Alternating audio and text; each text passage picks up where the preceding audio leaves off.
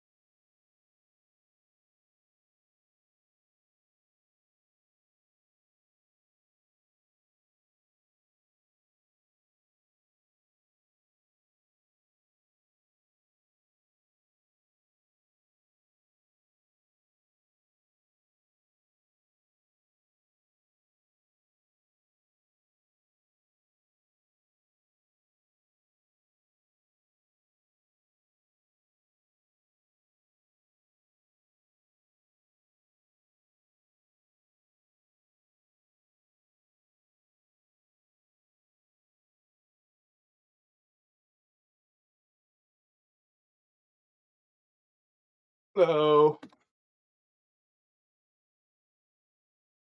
I'm back. Oh, let me get rid of this browser source over here.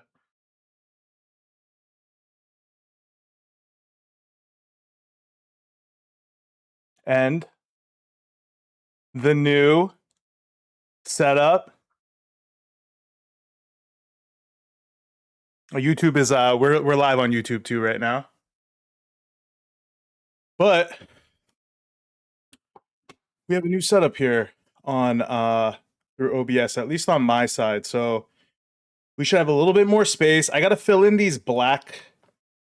Ooh, I muted you. I got to fill in these black spots. I have black spots in the top left and top right. If you're in my Twitch chat, we just got to fill those in. But it looks a lot better, I think. And then when we do screen sharing, it's going to look even better. It's going to look like this with the whole thing in the background. Bridget, what do you mean? Be really specific. Now is Yeah. the time. Before I go on TikTok now, tell me what's going on. And Joe, welcome back. I feel like it's been a minute since we've seen you, Joe. Maybe not. Maybe I just missed you. It matches. Oh, it's good. It's good. We're Amazing. good. I moved my mic too. We're good. All right, wow. Let's go. Yes. Thank you. I will tell him I'll extend his contract as my personal IT for another year. All right, I'm gonna go live. Oh yeah, TikTok. Oh, I forgot about that place. I'm just trying to. Oh wait, I gotta switch my board on here.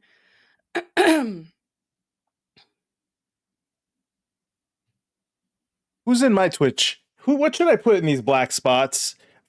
Discord. That's one of them. Okay, yeah, Discord. I gotta put there. Okay.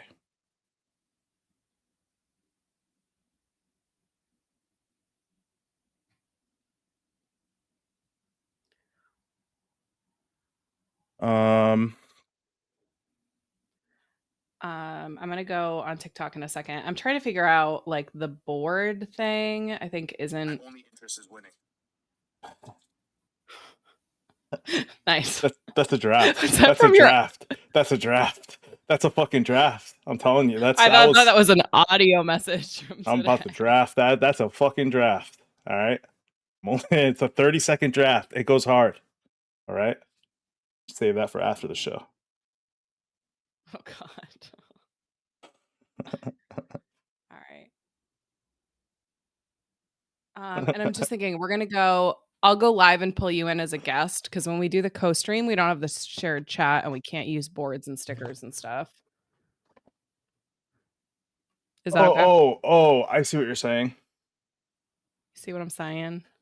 There's like I can't put anything. I gotta find the way around that. Like, yes, that's the next task. Yeah.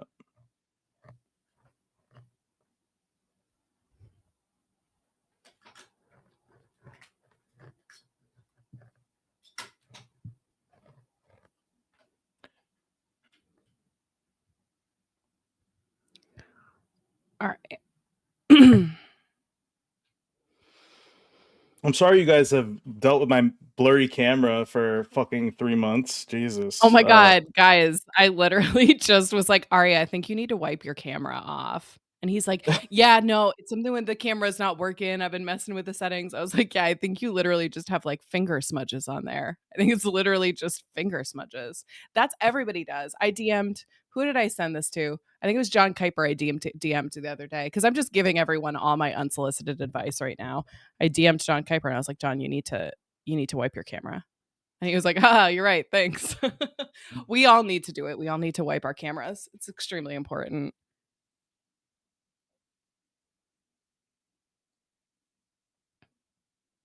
All right. Let's see if this works now. This board having stuff. Oh yeah, wait, hold on. Yeah, I've got to put a sticker on here. The board won't work on here, but the stickers should still work. But I've got to.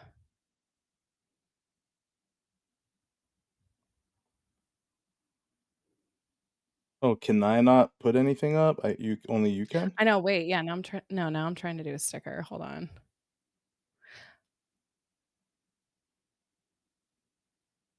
There we go. Oh, maybe because Jonathan. last time I was hosting and I was able to put it up, and I think you can now, right? Or a board. Uh, I can't do a board, but I can do a sticker. So I'm doing that right now. You guys can catch us on just a reminder, we are on Twitch and YouTube, and we highly recommend both of those, using either of those, because we have screen sharing and the screen looks a lot better now. Like like you'll be able to see the screen bigger. The text is clearer, the cameras are a little bit clearer. Yeah, the first 15 minutes are fun. We should, you know what? We should put together Getting like just roasted. a clip of the first 10 minutes of the show. Just in one video. It would be so funny. Oh, that's You content know what idea. I It's true. I like it.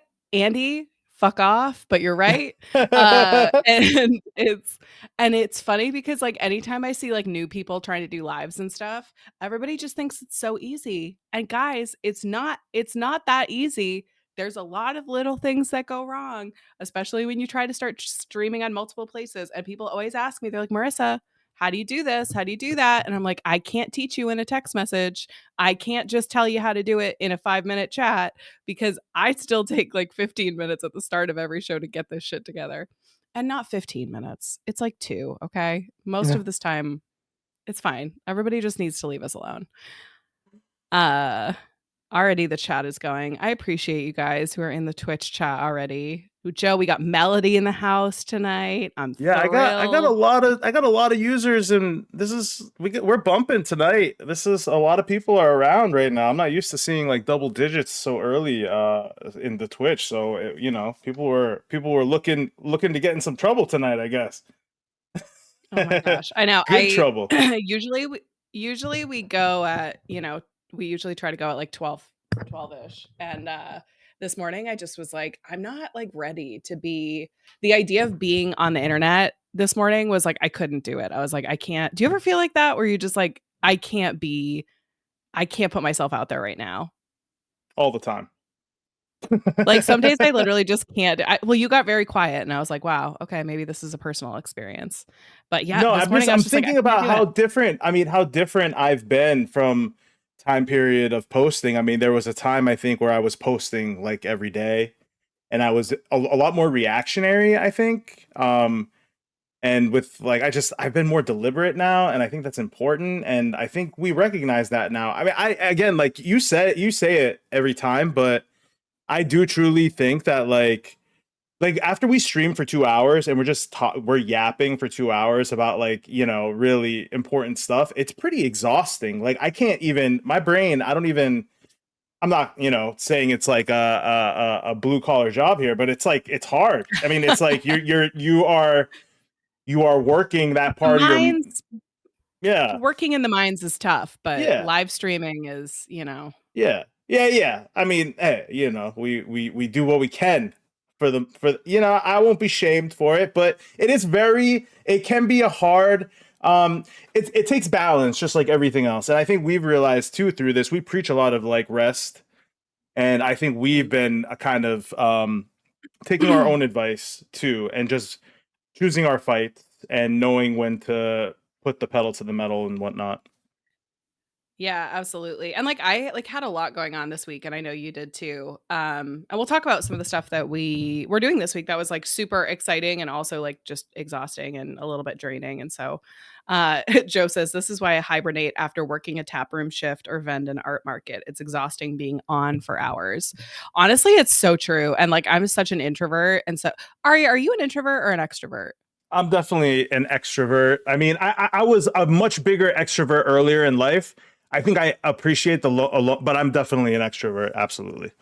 Interesting. Yeah, I get super I don't know about you, but I get, like, super zapped after being around, like, we were at the state house on Wednesday and, like, meet it was I mean, and that's what we'll talk about that. Let's get into that, but, like, it was just a really interesting experience, and after that, I was, like, so fucking beat. I was so tired because it was just, like, meeting so many people, it was really exciting, but also it's just, like, kind of a weird experience, and it like definitely like zapped all my energy. We've got Christy in the fucking Twitch chat. I am so excited. Wow. Wow. Yes. Oh, These are good big to see days. you. Yeah, she says I'm an introvert for show, which is why I disappear on TikTok every so often. LOL. That's so valid. We all need to like absolutely do that because it's like you're putting yourself out there in a way that's very vulnerable, you know? And I think when you're talking about stuff that matters to you, it's just like it can be very vulnerable, and I'm all about taking steps away when you need to. So yeah, all that to say, that's why we're going prime time tonight, because I woke up this morning and I was like, I cannot be perceived right now. I cannot like I just can't. But tonight I can. Today I had a nice quiet work from home day, and I'm ready to just catch up because you and I haven't talked at length in a while since our big day on Wednesday. But what's going on with you? How are you doing today? I'm Tonight, this doing evening? good. It's been like it's been a crazy like week and a half. I do feel like we are getting I don't know if my buddy's in the chat. He's usually a pretty good mod and on top of this stuff, but I got it. sweet. Um yeah, so it's been a week and a week and a half, okay? So if you guys follow me, you know that I am rabid about some news that just dropped, and it's something that we're going to talk about. That's probably the second piece of what we're going to be talking about tonight. Um, and I think it's by design. I think the buckshot nature, like flooding the zone. I know you said that to me in chat one time, Marissa, where it is Last you night. are. Yeah, last night. We're flooding the Like fucking zone right now. what a year last Yeah. night was, type thing. So like it's one of those things where we are constantly being tested.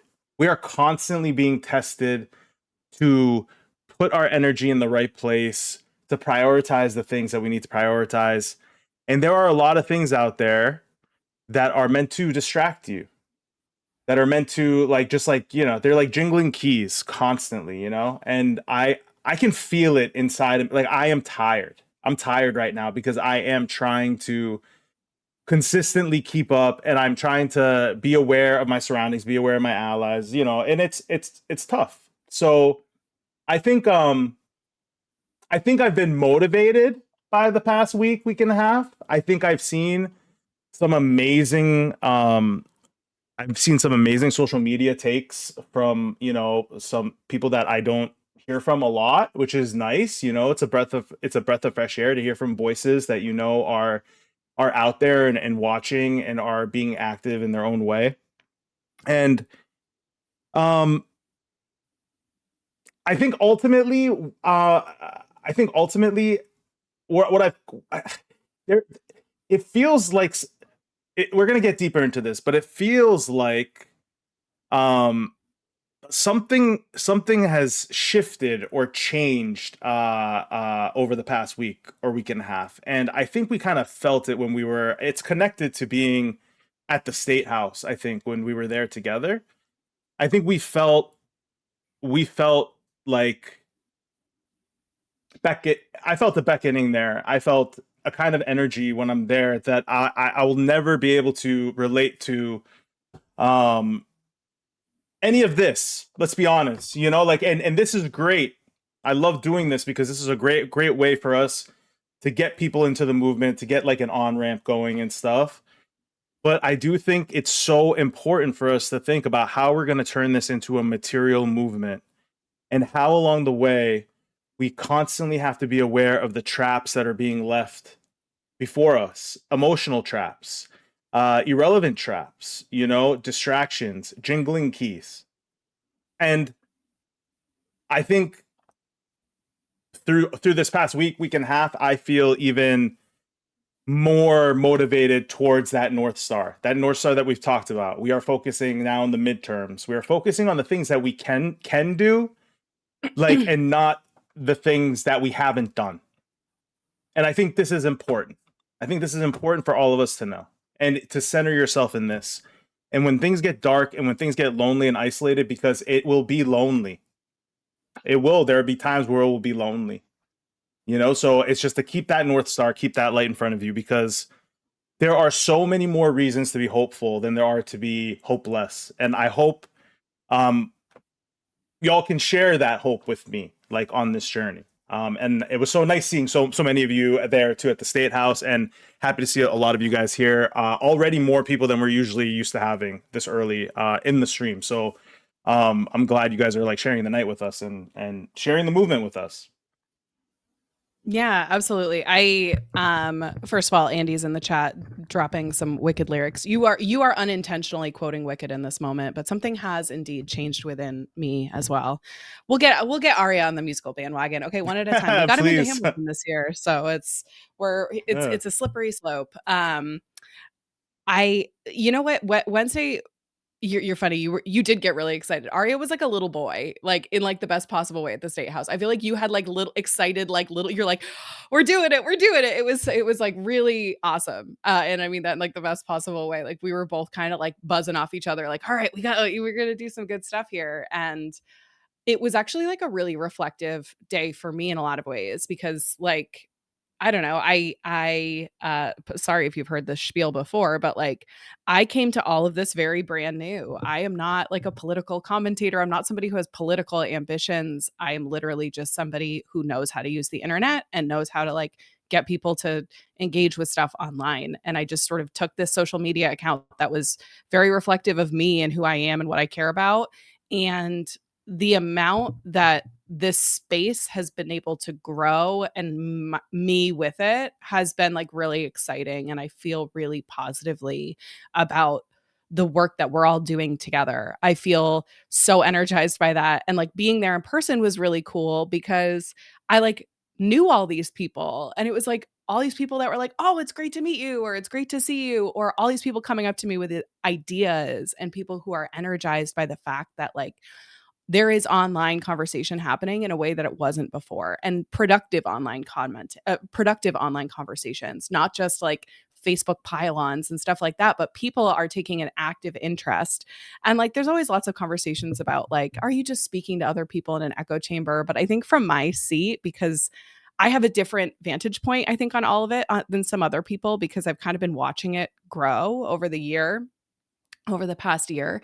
And like what exists now, there was nothing like it then. There was no like I was like desperately looking for content online from people that lived near me to help contextualize what I was seeing, because I would just hear these things, and there was like a handful of people out there who were fighting the good fight. Like everyone always talks about Ken's, like Ken's was there early making content with Moms Rising, talking about what was happening.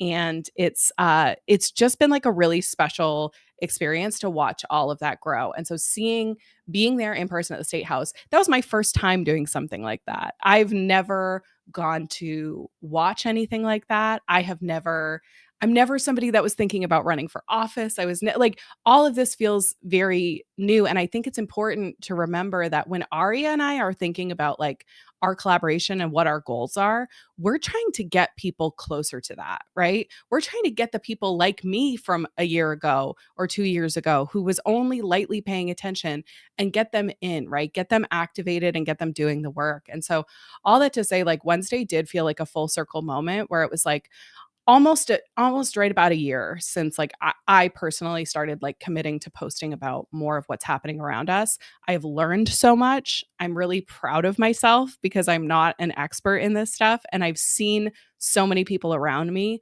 learning so much as well, and getting involved and doing the real stuff. And so that's why I maybe get a little defensive when there's an echo chamber reference or people kind of dismiss the piece of social media, because I've seen how powerful it is. And so being in person on Wednesday, seeing how many other people recognize the power in what we're doing was a really great energy boost for me. And I literally spent the entire hour drive home just like dictating, brainstorming to my phone and like coming up with ideas, because the last year hasn't been has just been laying the groundwork. Like we've really just been setting the stage, and now we've got a lot of fucking people who are ready to play and ready to work, and I am so incredibly proud of that, and I'm so grateful to be like doing all of this with all of you. Anyway, so that's my optimistic spiel of the night. No, that's great. That's great. And we work very hard to stay optimistic, right? Because I do believe that hope is more important than fear. And I do believe that like something that our politics has been missing for a long time is inspiration. And it's something that I talk about more and more every day, that that is what's going to make us different. That's how I'm going to be different. I can only speak for myself. I don't want to speak for every, but my goal is that's the contrast, right? And I will always talk about contrast. I will always talk, we want to do this with joy. And we are, like, I personally, and I hope a lot of you feel the same way I do, there, like, I've never been this radical. Like this moment right now is as radicalized as I've ever been in my whole life. Like this moment is as motivated and as driven as I've ever felt. And it's like it's an organism, right? This whole thing is like an organism. It's moving like an organism and it's growing. And inspiring people is going to ensure that they show up. They show up when it matters. And what day do we want them to show up, Marissa? September 8th, baby. September September 8th, 8th. 2026. Put it in your calendar right now. Right now, Everyone. while you're sitting here. September 8th, if you are a New Hampshire resident, what are you doing on September 8th, 2026? You're going to go to the polls, and not only are you going to go to the polls, you're getting every fucking person you know to go to the polls, and you're getting them to go with you. And that is the date we're working towards. That is the big number that we're working towards. And there's a lot of good stuff that's going to be done between now and then. So that's the goal. That's the goal. That's your North Star. We don't need to make it any more complicated than that. And I want to give you guys just some numbers, right? And we will quantify this more, because it's always easier to be working towards something real, right? And in 2022, or sorry, 2024, which was an election year, I bring that election day up a lot, and I reference a lot the primary versus general voting rates of New Hampshire voters, right? So I'll repeat it again: 30% primary show up for registered voters statewide. So again, 2024 was Biden was the incumbent, right? So it was, Kamala Harris, and so there was less excitement on the Democrats. So that number was probably lower on the Democrat side. So less than 30% eligible voters showed up, or registered voters showed up. That's very important differentiation. In the race that I'm working in for Paige Boschman, that seat was empty, okay? And that was a primary between Maggie Goodlander and Colin Van Osten. And so there's going to be even like a little more excitement than usual for that race because of the open nature. And Maggie Goodlander won with 40,000 votes. That's it. That's it. It's not a lot of votes. I mean, that's half of Nashua. That's nothing. That's nothing. That is two of my hometowns. That's Pelham, New Hampshire. That's you guys. We can't get 40K people to show up. Not on the general, right? General is important too. Listen, once we take care of, we're gonna obviously. One step at a time, babies. But the only messaging here is the primaries. That is the day. If you can't show up any other day, you can't take up space, you can't even do anything for the movement. And that is all of your goals now, all of our goals, right? We are going to make sure the people around us are orbit, because we will be the change we want to see. And if there's enough of us, we don't need to be going on the internet talking to millions of people, right? A small group of disciplined, highly energized people can change this fucking country. Tea Party, go look them up. Go look them up, okay? That's what they did. 18%. Today, a new poll came out. 18% approval rating in the Democratic Party. 18. That's lower than the 20-something that it was not too long ago. This party is dying. So all this talk about not voting, all that stuff, you ignore all that stuff. You ignore all that stuff. We do not create another party right now. We take over this party. We take over this party. This is a hostile takeover the right way. You hear about the hostile takeovers like Netflix and Warner Brothers. This is a voters' hostile takeover. We surge the polls. Yeah.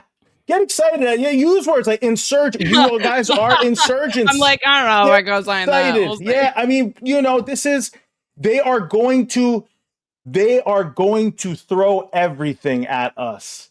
But if you fight for something real, if I can keep giving you guys numbers and real things, quantifiable things that are right in front of us, we can do it. I have so much faith in all of you. Like way more than you all think. Like I have faith in you. I have no faith in me. It's the people that are part of this community. Seriously, I have more I don't think I could, the community is what gives me faith. Like the potential here, and you can shock the fucking country, dude. Again, you ain't Montana out here, okay? You are first in the nation primary. You can change the entire messaging in this country. Sorry, took up a lot. I'll just fucking keep going here if you let me, Marissa. You have to cut me off here on a Friday night. I really do. I really do. I'm just gonna disappear slowly after like an hour and a half, and I'll let you keep doing this until like midnight. Please don't. Because clearly you don't need a second participant in the conversation. Sometimes you can just really go on your own. Oh I man, think that's beautiful.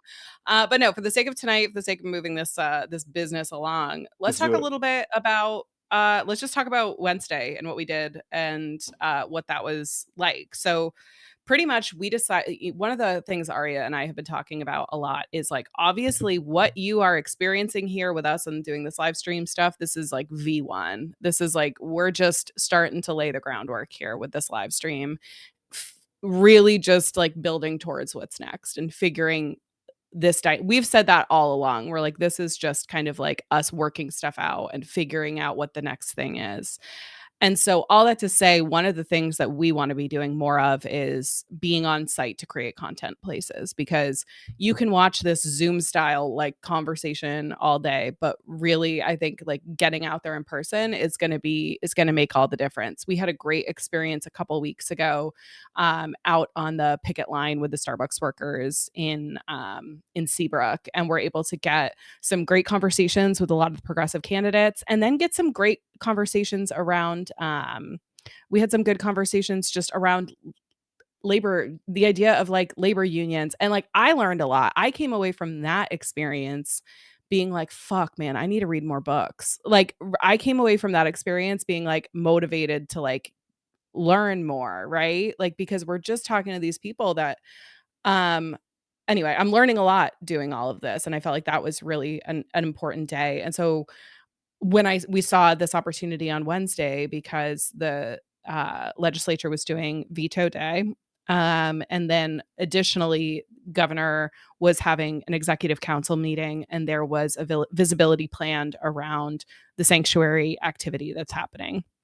So for those who are new, Google sanctuary communities. This is a new idea that's being spearheaded here in New Hampshire, where a lot of religious leaders and community leaders are coming together to try to push for more regulations around, push back against the overreach that we're seeing from ICE, push back against a lot of the state violence that we're seeing, state sanctioned violence that we're seeing, and creating systems to support our neighbors as essentially our communities are just being terrorized.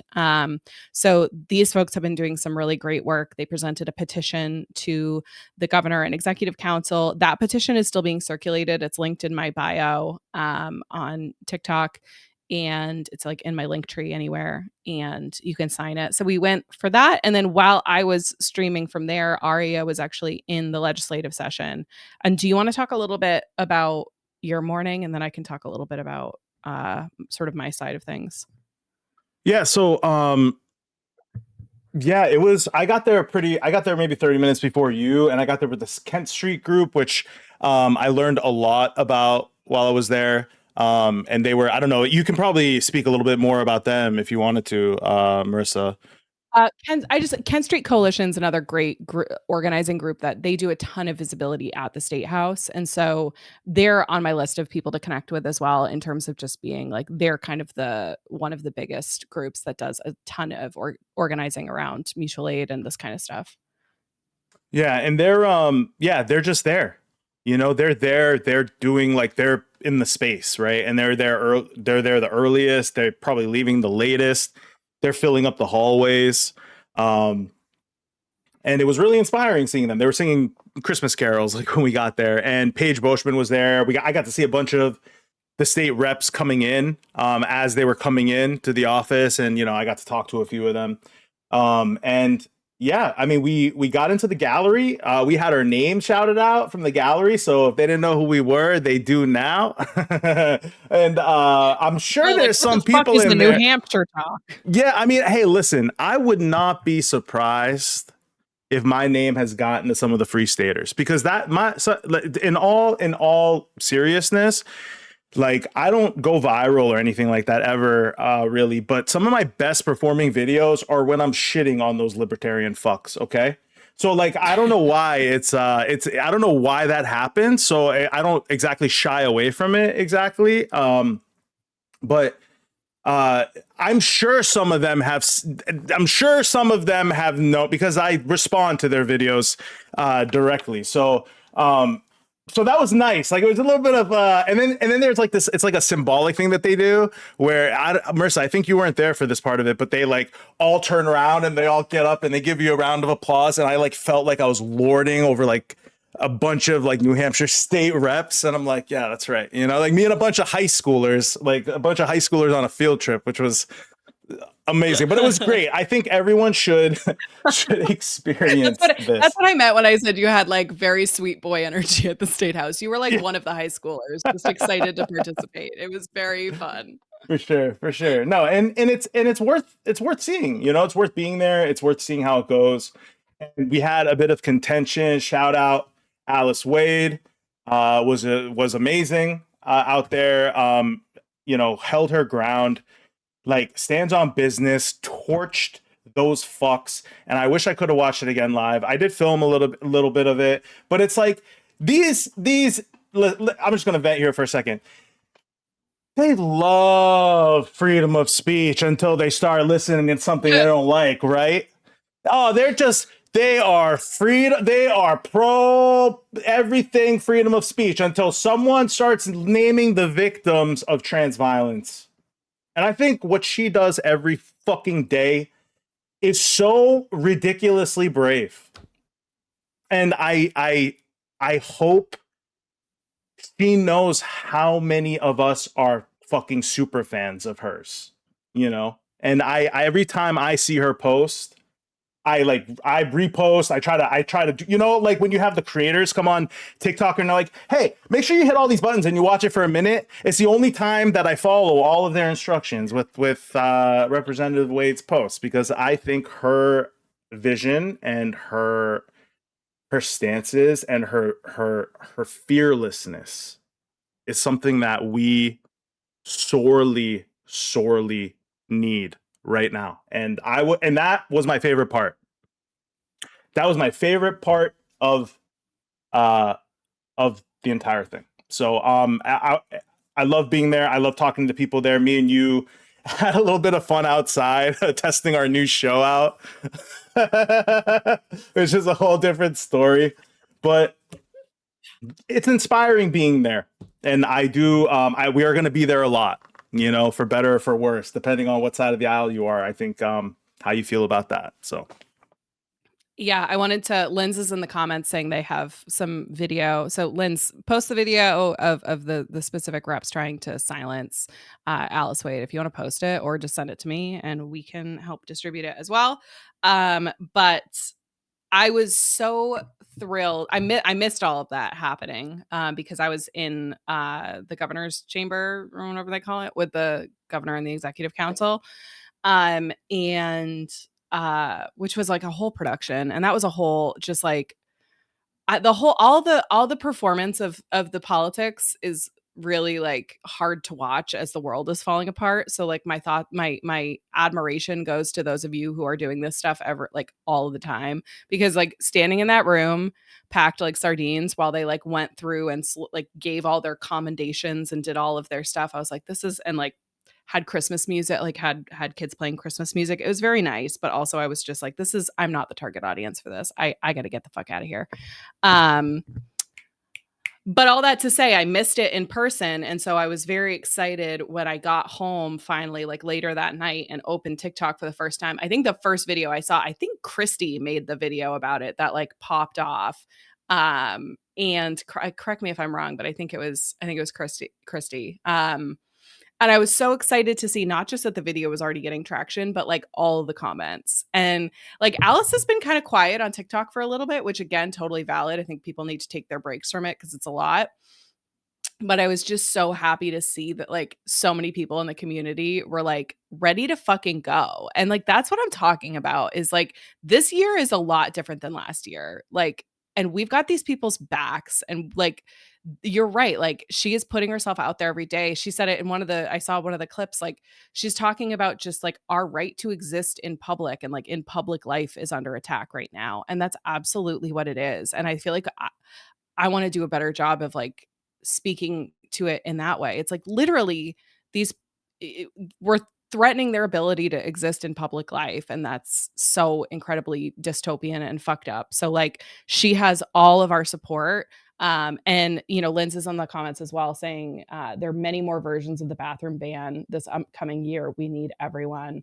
It's so true. We this is going to be a lot this year. And so that's a big part of why leaving that day, we are feeling very, very energized around like, how do we get people here in person? Number one, so they can like understand and wrap their head around it. Cause I think even just getting there changes your perspective if you're somebody who has never done this before, right? And this is also a moment where I have to like remind people that when we're talking to folks, both in our chat and on our channels, like we are not just talking to the people who are very engaged already. We're not just talking to the people who are at the state house every day who are like, that doesn't matter. That's not helpful. Like, there are so many people that follow us and reach out to us who have never stepped foot in the state house and are like anxious about doing that at all, and like don't even want to do that at all. But I think together we can make it happen. And so sometimes people hear us talking about this stuff and I think they're like, that's so like 101 level. But like, yeah, that's the fucking point, is like we're trying to get people to show up in person for this kind of stuff whenever they can. Aria and I both have the privilege of having flexible schedules. And so we are able to show up physically, and we want to demystify it and help make it clear to other people how they can do it, and how much change and how much they're able to accomplish themselves. So yeah, I definitely felt I was appreciative of Alice Wade. I was appreciative of the community for quickly kind of throwing support behind her as well. And then yes, after seeing Christy saying yes, I posted her clapback specifically after seeing Linz's video. So yeah, it's a perfect example too of like we all like everybody kind of like chiming in on this stuff like helps push the conversation forward and pushes it out of this sort of limits of people on New Hampshire talking about politics. When we're able to push that, that's the kind of stuff that breaks through. When like Alice was prepared for that moment and was ready to clap back and ready to like hold her ground against these miserable fucks that are like degrading her. And I would just was like so blown away by that. And so she's ready, and like we're ready to back her up. So we're all here, and we're here to fight behind all of the folks in the state house who are sticking their necks out there, all the advocates who are working tirelessly. We're here to back you up, and we're ready, and we're not backing down. That's really well said. I mean, I don't know what more I can add. It made me think about, and I don't know if you can pull it up. I'm having trouble with my TikTok on my desktop. But Georgie, I wanted to like plug the spreadsheet she had made. Oh yeah. as another and even Discord. I want to at this time I want to plug this as well. Um, this is something that this is connected to what our plans to take up more space and try to do these things in person, like even like moving these streams to like a physical space is something that we've been talking about maybe once in a while, not as a way to like, it's just a way to get us all together and get more people into the pipeline. And we realize that yes, we are in a gifted position to get people motivated. We're real people, and when you meet us, you see that, like we're not there's we're just, you might not even notice Not us. cool. Yeah, I mean, like we're just I think I've definitely, people have come up to me and mentioned, they like, I met, there's a person I met who ran the General Strike New Hampshire account, who came right up to me, and it's someone that I communicate all the time with. I didn't know who this person was, and finally we met. And I don't know if they're in the stream, but it was amazing meeting them. They were there. They were ready to go confront one of these New Hampshire state reps. I was about to like film him go confront one of these state reps about immigrants and stuff. So I'm like, let's go. Like, where are we going? Like, follow you around here and film for you. So I mean, I think it's contagious, and we want to turn this into material disruption. We don't want to just keep streaming. We're not the news. That's something that we repeat to each other a lot. We want to give kind of calls to action. We want to be a part of we're just a cog too. This isn't about us. We want to empower the people around us to do the things that they find important. And we want to blitz this state, like with a whole bunch of excited, inspired humans, So, Yeah. were you able to find her? Were you able to find her? Yeah, the video is just it's just here, I'll share my screen. It's real all right. quick. Well, But yeah, we can share it at some Georgie's in point. I was just going to share it. Yeah, it's just a kind of quick scroll. All right, let me look at this new setup, guys. You guys like that? Oh yeah, it looks good. Those are so big. The screen share, you dirty fucks. I can't yeah, I'm trying to find you on my other computer. So Georgie put together this spreadsheet of all the bills she's going through, pulling everything that needs to be tracked. It's a really detailed Google Doc. It lives, if you're just watching on TikTok, her username is Pucker period punch. But I would also recommend that you get into the Discord. So to Aria's point, and I'm going to shift gears. Let me just pull up some of my notes. One of the big kind of shifts we're trying to think about, and I've had a lot of folks asking me over the last couple of days about the TikTok sale specifically. And I want to talk about that for a second, because if you've been on TikTok for the last year, it has been this just churn cycle of like news about who's going to buy it and what's going to happen, and new censorship and new rules and new community guidelines and all these things. And we have definitely incrementally been seeing our reach take a hit, and seeing, having to kind of speak in this like code, which I know is annoying as fuck. And I'm so sorry, but like, I can't say things like, genocide or whatever on TikTok, otherwise it's going to flag it. Or I can't say things like, there's a lot you can't say, and so you got to kind of speak in code.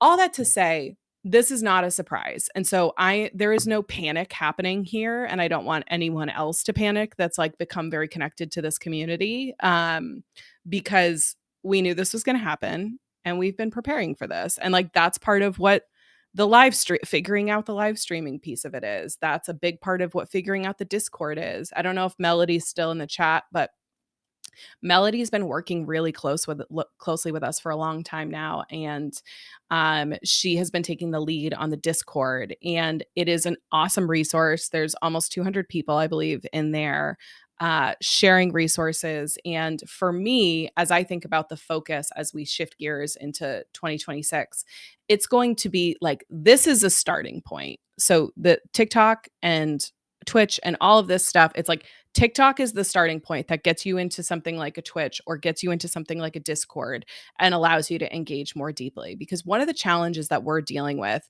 is that like we're becoming bottlenecks, right? Which is like kind of a good problem to have. But there's even just coming out of Wednesday, it was like there were so many people who had so many great ideas. And like we are only two people and we are trying to figure out how to, and I think anyone who is, making content is in a similar situation where we're trying to figure out where to put our resources that make the most impact.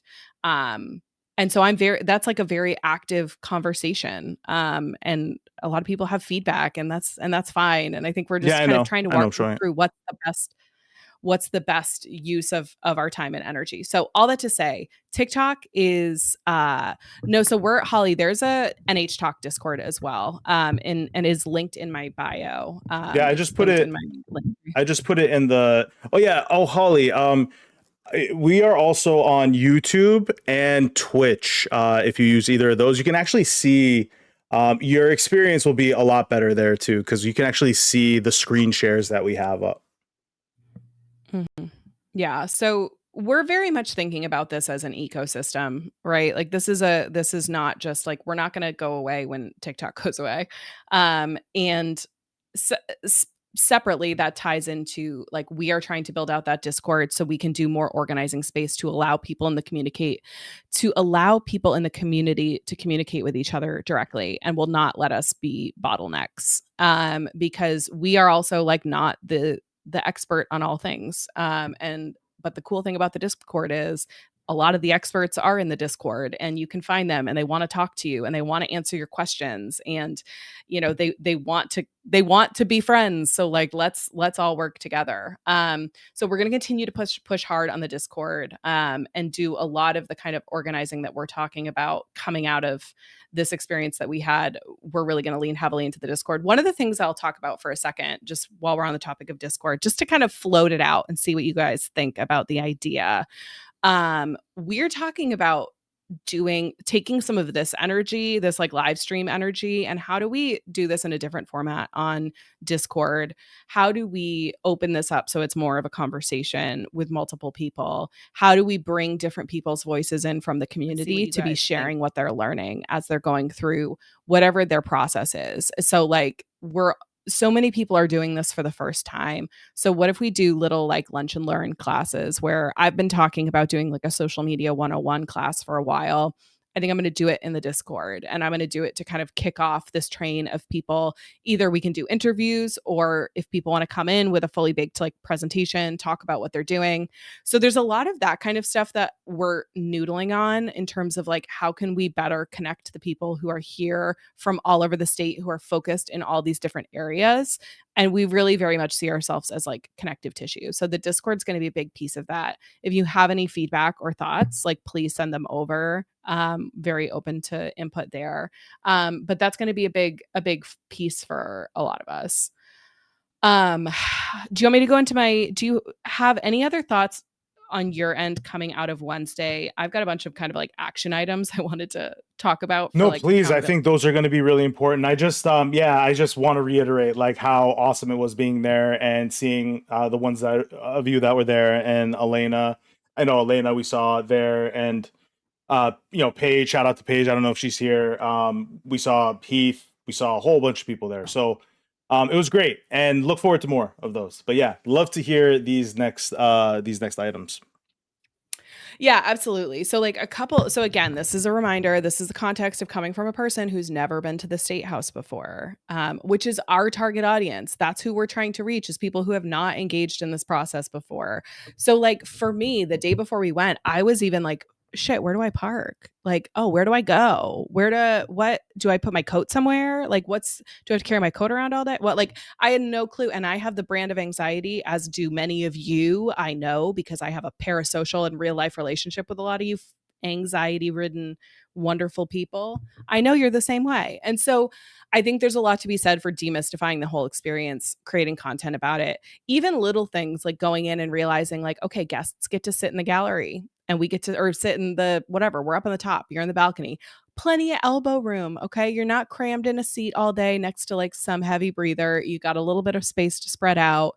Understanding where to go, all that stuff helped me wrap my head around it. And so I want to be creating more content to show people who at various stages of the process what that looks like, what that experience looks like. Um, and showing what actually being a state rep actually is involved in that, right? So a big piece of what's coming next in my point of view is getting getting this community activated to like identify and help support people who are running for these state rep positions. And all of these positions are up in 2026. And so like we need to get more people thinking about what it might look like for them to actually run, because as we know, it's incredibly restrictive. It's an essentially unpaid position. It's difficult. And on top of that, I think a lot of us have our own points of view on who can or cannot be a state rep, who has the right credentials or doesn't have the right credentials. I think there's people in this community I know that I've talked to that are like, well, I can't, X, Y, and Z, I can't do. I'm like, you are more qualified than half the people in that room already. And so we need to be encouraging each other and using this community as like a resource to build up that pipeline. And so a part of that is going to be actually showing like what does life look like as a state rep at the state house. And exposing the reality, right? Like being there in the room and hearing those people say those stupid fucking things and seeing like how dumb like and cruel people are like to other people's faces is crazy. And so I think exposing that reality as much as we can of how crazy this is important, and showing that it's not this thing happening on this distant planet, it's happening here in our state, and you don't need a ticket to go in. You can walk right in there. You don't need to pass an approval queue. You can just walk right in, and you can go sit there, and you can go find those reps in the hall and tell them what you think. You can go right up to them and tell them what you think and ask them what they're thinking. So let's remind people that that is an option. We have 400 state reps. They need to hear from us. And so that's then another piece of a big sort of piece of this work is going to be, and I know a lot of orgs across advocacy orgs are working on this as well, but like we have some historically bad reps in New Hampshire that are putting out just horrible bills that like strip away the humanity of our neighbors. And we need to build familiarity about who these offenders are. And we need to be having more conversation about who these people are, raising awareness about these reps' actions, what they're doing, and empowering people to get comfortable talking to their reps and challenging their reps directly. If you don't know how Discord works, Elena and anyone else, it is like what it like looks scary when you get in there, but it's just a message board. That's all it is. It's go back to our like 2003 days, okay? It's just a message board with hashtags. Don't get sidetracked by the hashtags. That's all it is. Anything on that, Aria, before I'm going to switch gears and talk a little bit about how I'm thinking about testimony in a second, but I need to take a breather.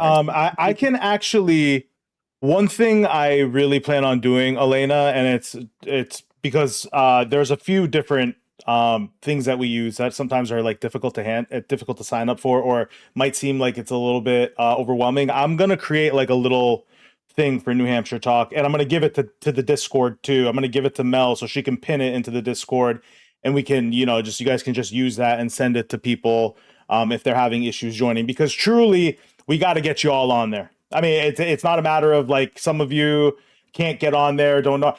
Like that's gonna be the hub, because unlike like you guys, I'm sure you guys feel this. There are too many fucking apps. There are too many there are too many notifications. I am in fight or flight for 90% of the day. So so I would like to kind of streamline all of my notifications and my call to actions. And again, I want to just reiterate the part Marissa says where we are becoming kind of like we are becoming the kind of the blockers here for people. A lot of people have been talking to me too. Sometimes I'm not sure where to send them, but I am sure there are plenty of people in this community that do know where to send them.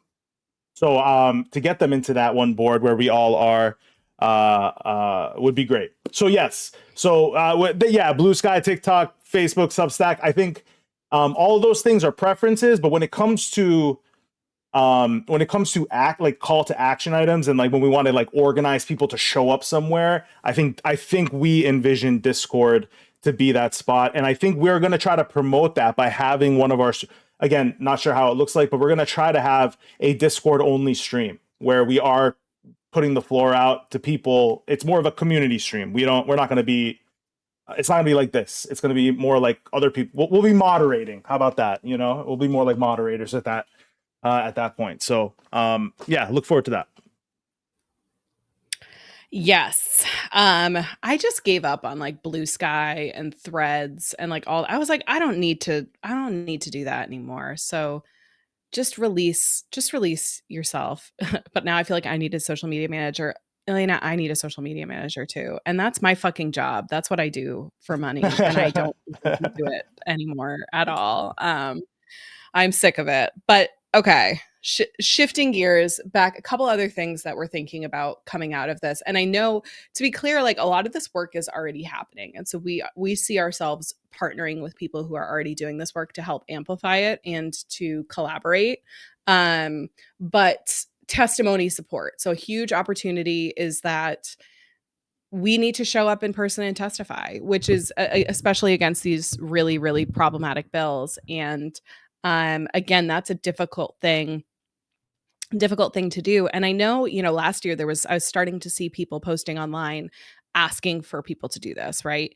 And even me, who was somebody that was like trying to dip my toes in, I was still like, I'm over. I don't know if that's for me. Am I supposed to be doing that? Or like, if somebody else is supposed to be, I don't understand.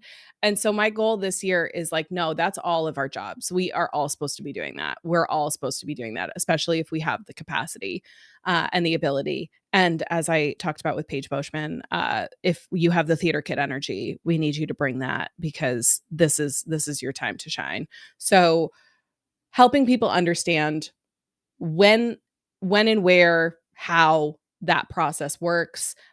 There's a lot of prep, like Moms Rising has already put together some great material around this, but like I want to try to put together some community specific support for coaching sessions, or like if a bunch of us are all going to meet up and go testify together, let's have a meeting point, let's have a game plan, let's do some prep together ahead of time, let's all get on the same page about who the reps are that are sponsoring these bills that we are opposing, so we can potentially have conversations with them in person. But basically coming up with like a little support group for these moments where we'll identify as like, this is a moment we're going to put as much energy as we can behind this, and see how we can rally the community behind those specific steps.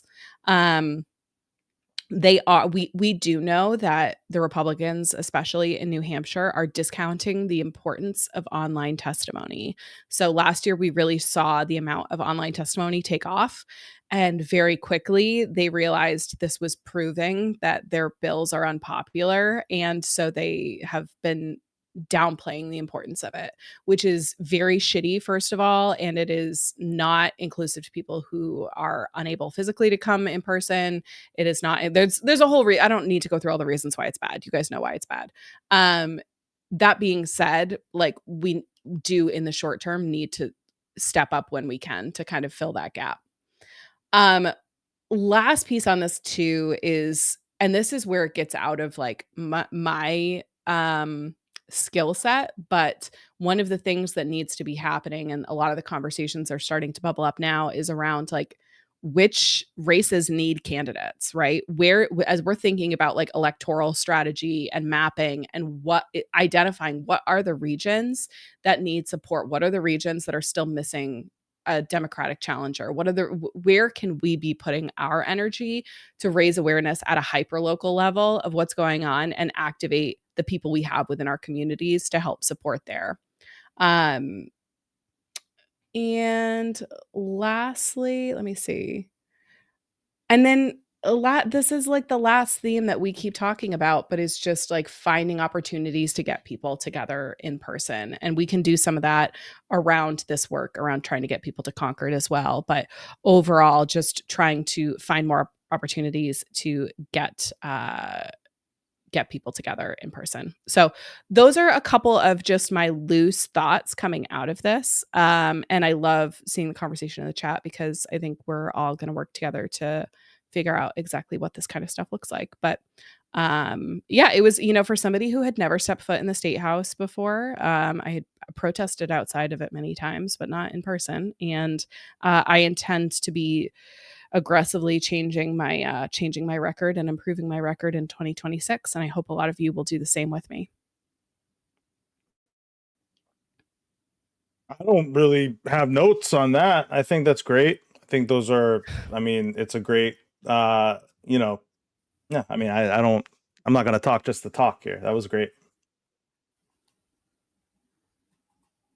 Cool. All right. So anything else from you coming out of Wednesday that you wanted to share? Any thoughts, feelings, emotions? If not, we can talk about Democrats for a few minutes.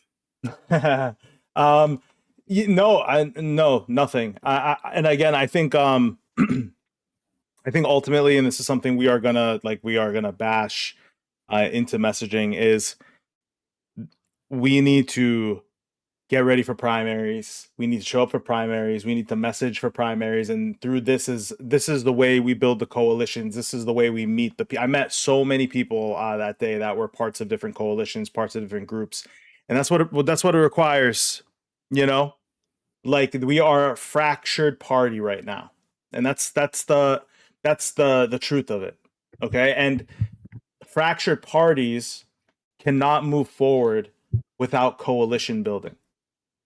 Like, we need to get the people who are generally, again, and this is, I want to yeah, I'm gonna talk more about this in the next segment. I'm gonna talk a lot about this in the next segment, but we need to start. Just bring us home. Bring us into Yeah. the next segment. I'm done. I'm cooked. Okay, cool. And we need to start thinking about how we are going to get the people who aren't normally activated to be activated, right? And like, these are your people that are generally very probably politically active. They're probably like, in terms of activism, they're probably doing like mutual aid, and they're not voting, or they're not voting in the primaries because there's nothing exciting about the primaries. And the establishment of both parties generally are trying to not have primaries. They have their own favorites, and they would rather us not show up, and they bank on that, right?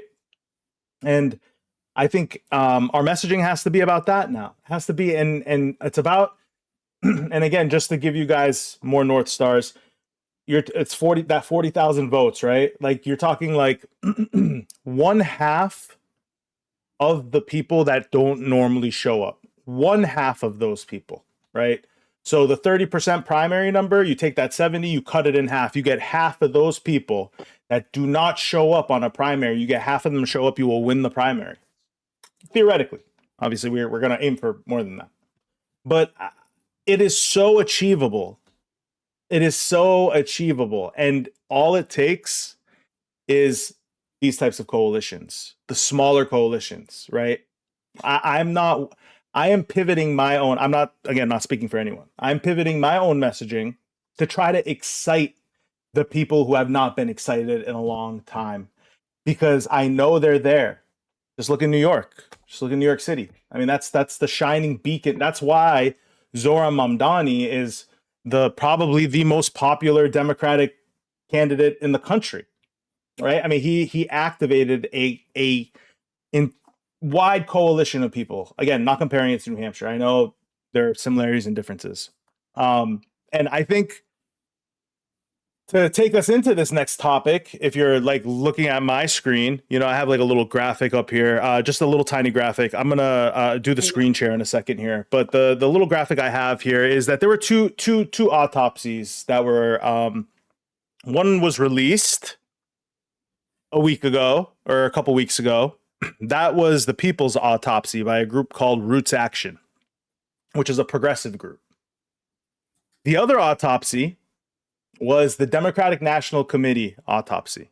And if you've been on my TikTok page, you know I have been very loud about this today and yesterday. And let me just screen share the article, and then we can kind of read through it and talk about what it means and how we can turn it into something positive. Because let me tell you guys, this article upset me a lot. Okay. And I had to really dig deep into the Zen bag last night and today. And to be real with you guys, you know, because I want you guys to have an inside look at, like, I used to be very reactionary, you know, and there are penalties to being reactionary. Let me tell you, big penalties. So I try to be a little bit more deliberate.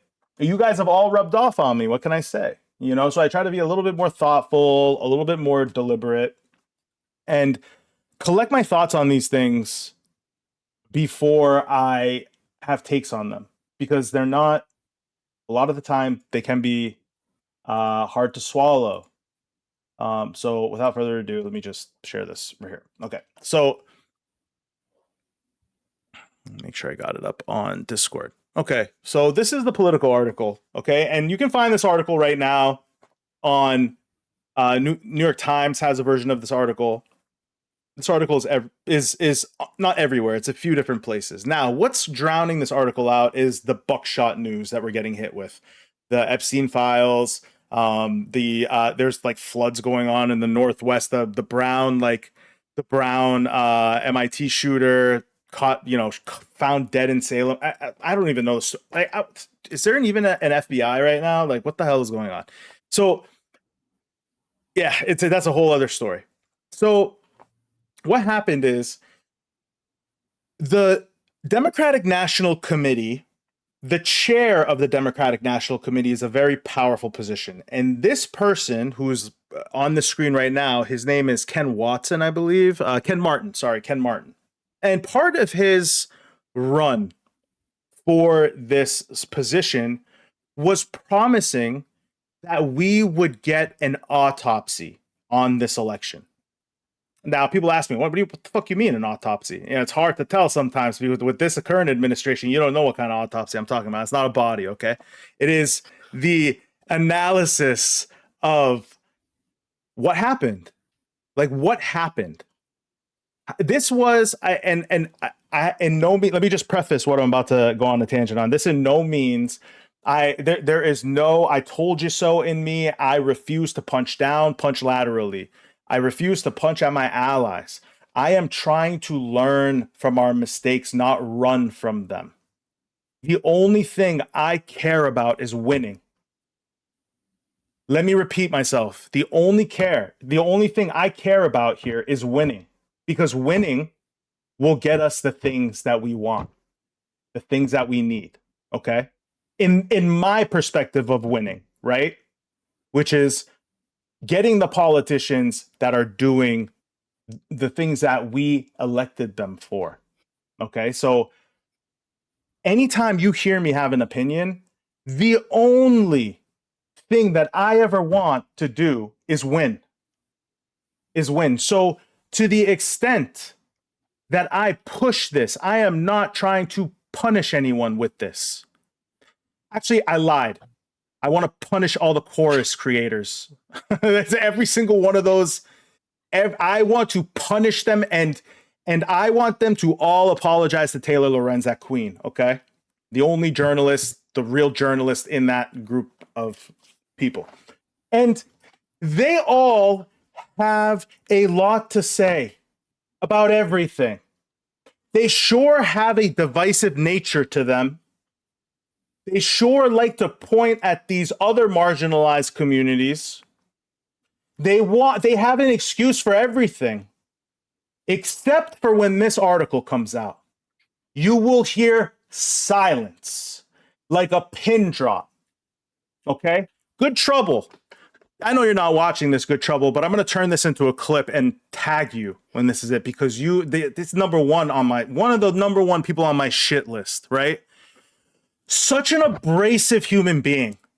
Like such and listen, I there's a place to be abrasive. There are places to be abrasive. I am abrasive sometimes, I get that.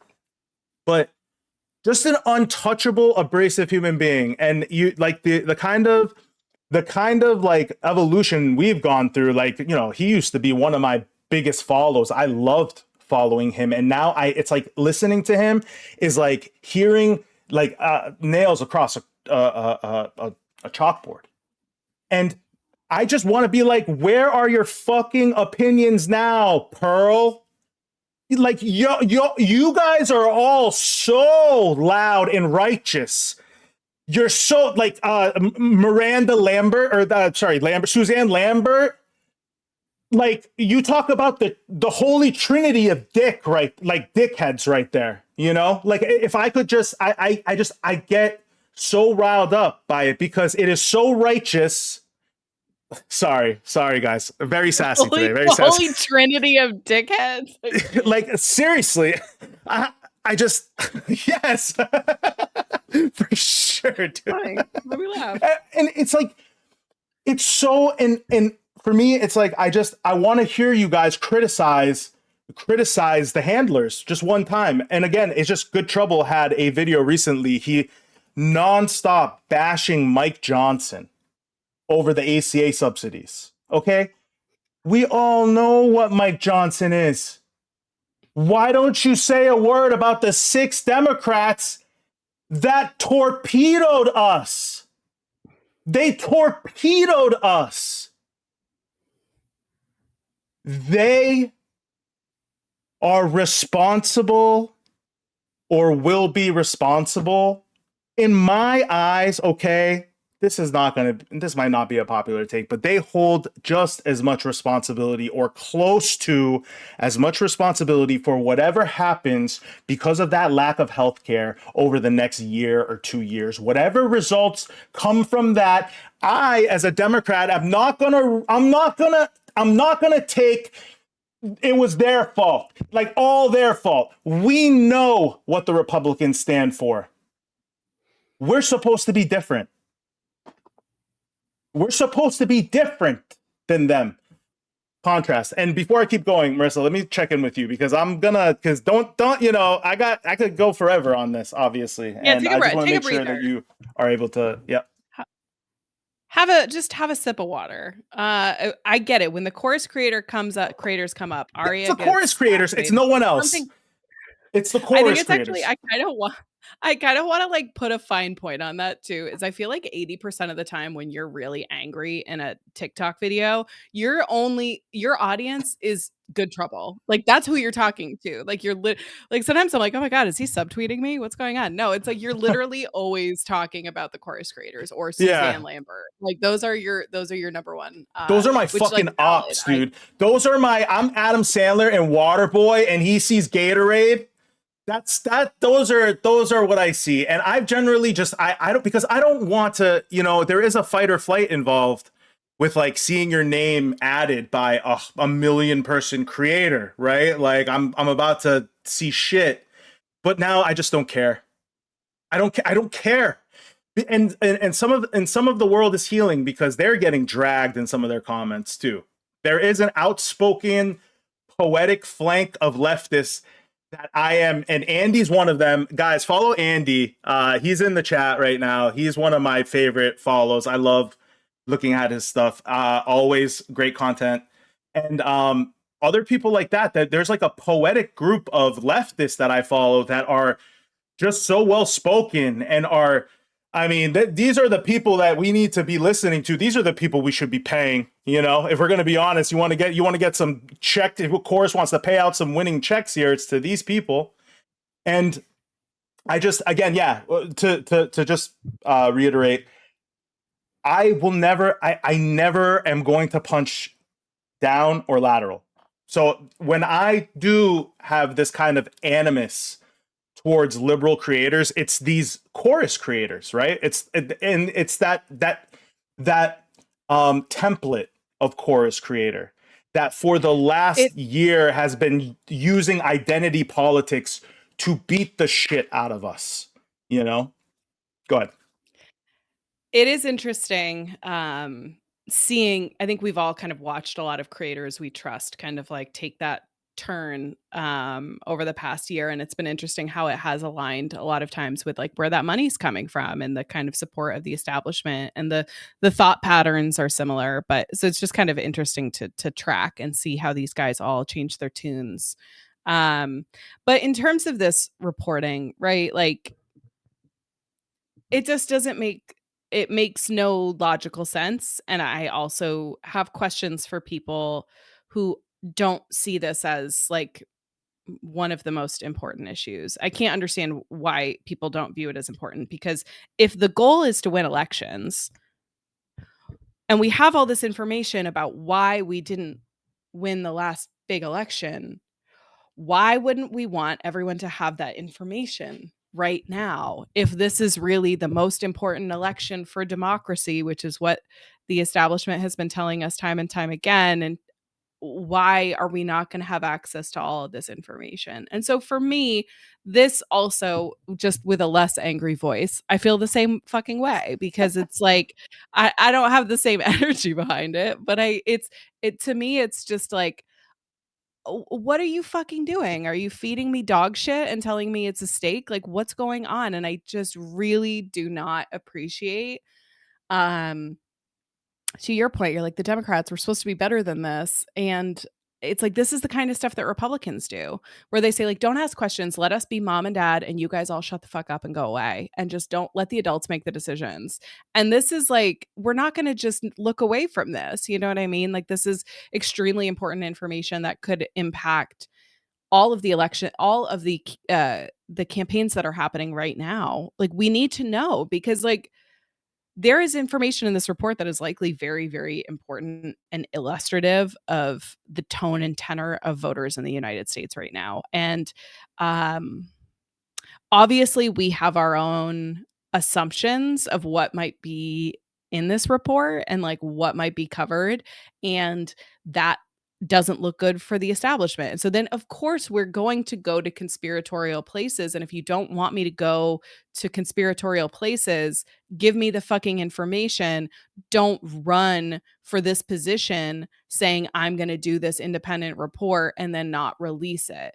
It's just crazy to me. And if we start accepting stuff like this, and not to bring it into like the other big discourse and stuff from the past weeks, but like if we start accepting less from our elected officials, if we start saying, yeah, it's fine, you guys, as long as you're a Democrat, we're cool. This is the kind of this is what we get. Like, this is actually like completely unsurprising because we've all been told we need to just like get in line because Democrats are better than Republicans and Democrats are the only thing that's going to save us, even though Democrats never actually fix anything that the Republicans break. They just continue to campaign again and again on you need to elect Democrats so because Republicans bad. This is the natural endpoint of this report that they made the big fucking stink about making this whole report and then to just not release it is like very crazy. And it really does feel like I really do. I got this piece of critique one time recently about how like I seem very sensitive about when politics lie about when politicians lie to me. And you know what? Yes, I stand by that. I am very sensitive when politicians lie to me because I'm a person that believes we should expect like the most baseline level of like human fucking decency from elected officials. So whether if it's this bullshit, whether it's Stephanie fucking Shaheen lying about how she got the first labor endorsement when Heath Howard's been out here running with a labor endorsement in his pocket from day one, I get pissed. I get pissed. I'm sorry. I'm sorry I got my girl feelings really get me there, but I just don't like being lied to. So I get pissed off as well when I see this stuff. And I also get pissed off seeing people that discount the importance of this because this is everything. This is everything of like if we want to win more elections, why would you not give us this fucking information? This isn't just a distraction. This is the whole thing. This is the whole thing. So yeah, now that I've given you a moment to take a breath, I I welcome you to appreciate that. return to the conversation. And I see it locally sourced is in the Twitch chat too. Welcome to Twitch, brother. This is where it's popping. Twitch is popping. That's where a lot of people are right now. And it's absolutely cope. It's absolutely cope. I mean, because you guys are too smart for this. You guys are way too smart for this. I mean, like it's not like a kind of rocket science logical thing that's going on here. And let me just paint you guys a picture, right? Like we are in the midst, like Trump is as unpopular as he's ever been. MAGA is on the verge of collapse. Now, I'm not saying that like they're gonna lose power or whatever, but what MAGA was as a movement is on the verge of collapse. Is on the verge of something new is gonna come from its ashes. Probably Nicholas Fuentes and Tucker Carlson. If you were gonna put a gun to my head, that's what would be my guess. And what they're doing here, okay? When I say I'm only interested in winning, all I'm interested in is winning. It's so obvious that they know that the same strategy that they used in 2024, they're going to use now because it enriched them. It gets the donor class still involved. They don't move on big things like Israel, which is a mandate in the Democratic Party right now. 18% approval rating in the Democratic Party. So, which matches the approval rating of Israel, which is pretty funny now. Wait, say that again. 18%. 18%. Like a new poll from Quinnipiac just came out. 18% approval in the Democratic Party. Oh, like overall approval. Yeah, overall approval. Sorry. Ooh. Which is just about the number of the overall approval of the Israeli government in the Democratic Party. Those are pretty parallel now. They're actually exactly the same in those two polls. So, I mean, that should tell you something, right? This is directly attached. Now, they can sit here and be like, all those people that think that way are single issue voters. Oh, shame, shame, shame. Or they can get them to vote, right? And this is where we're at right now. Like they are burying this because releasing this is going to make us ask very important questions. Because the liberal establishment, again, the heads and chorus, they are the ones pushing this propaganda. They're the ones pushing the propaganda. They are the ones messaging the entire party, and their messaging is failing. It's one thing to get paid to win elections. You have to start asking yourself, are we getting paid to lose them? It's not a conspiracy anymore when you see this. If it's a conspiracy, you all better go find tinfoil hats. That's the majority position now. Because there is no, like, I take your bias out of it. Imagine that you are in game theory. You're not going to leave me out of this shit. Imagine imagine that you are playing a video game. You're playing a video game. You're playing a board game. And the entire goal of your game is to win this election. That's the whole goal of the game. That you have one mandate to win the election. Is this team, is this player at any point behaving as if they are trying to win? Take the morality out of this. Sports analogies here. I'm ready for it. Take your personal bias, your moral positions out of this equation. Just for this example. You have a goal, it's to win. That's it. Is the team you're backing doing the moves required to win?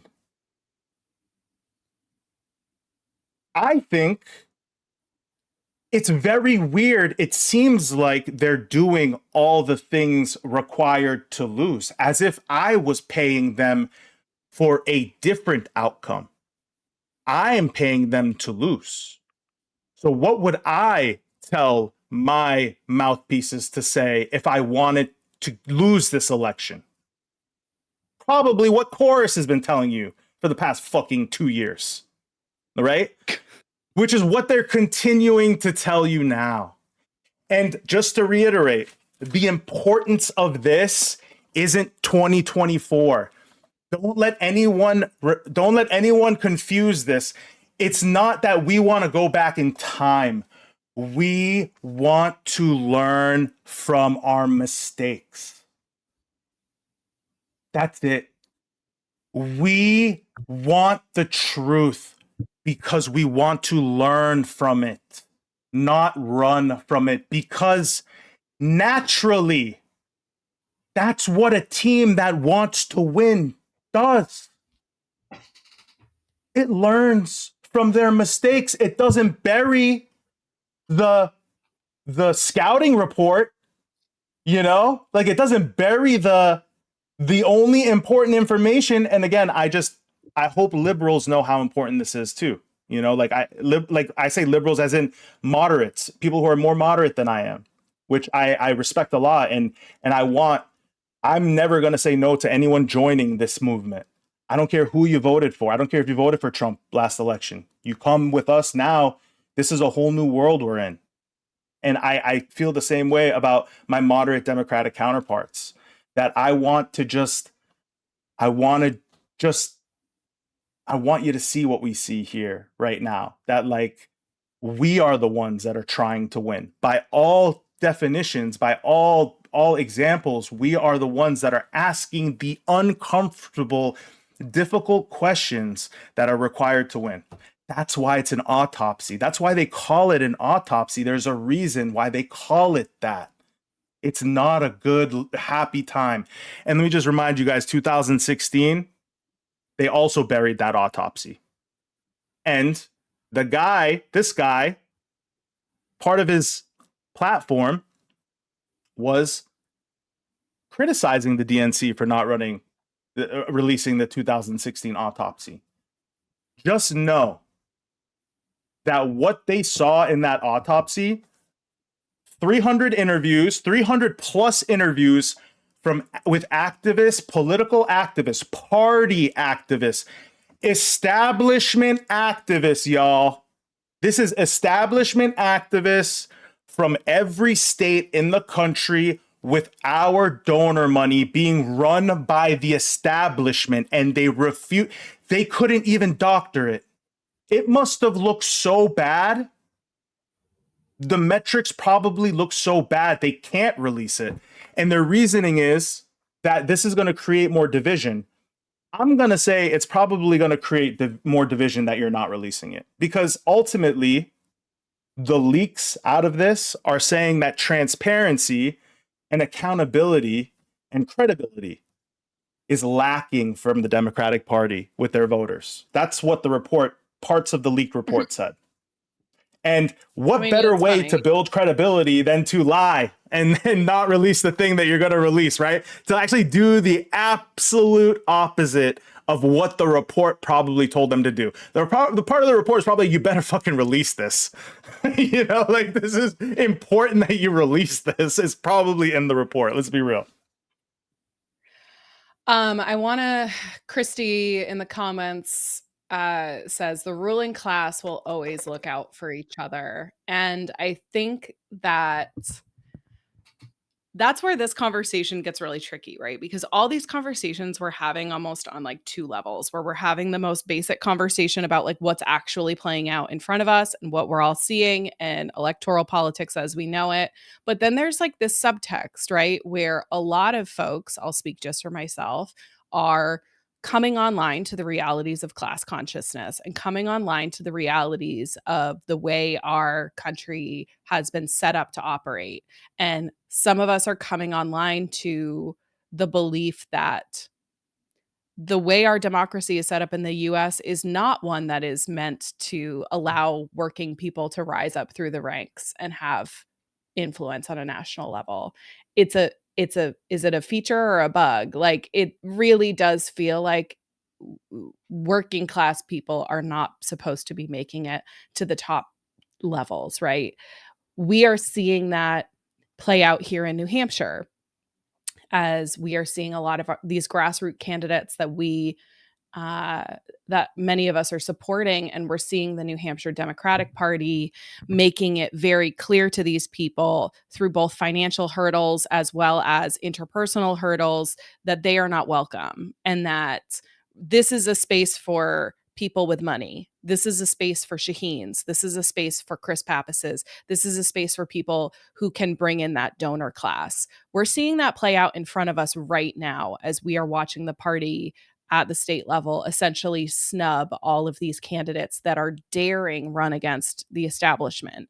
And so we know that the class we know that the class consciousness and the this is a huge piece of it. And so so when we put on our tinfoil hats, for me it is coming from a place of I I know a lot of people want to still live in that mindset of like, we can do it. The little guy can do it. We just need to organize harder.